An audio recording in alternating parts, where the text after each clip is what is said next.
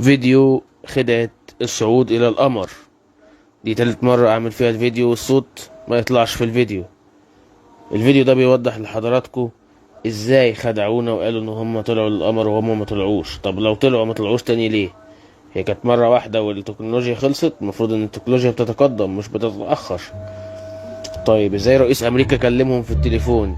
هل كان في كابل واصل من الارض للقمر؟ ده على كلامهم هم يعني، بس هو مفيش الكلام ده يعني.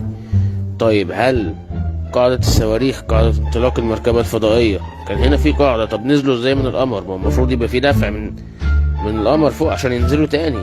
كل ده كذب وبهتان. والمخرج اللي صور الفيلم الحمضان ده بيقول كل الكلام ده وبيوضح الكلام ده لحضراتكم. والعالم اللي بيرفرف هو كان في هوا في القمر، والنجوم اللي مش منورة.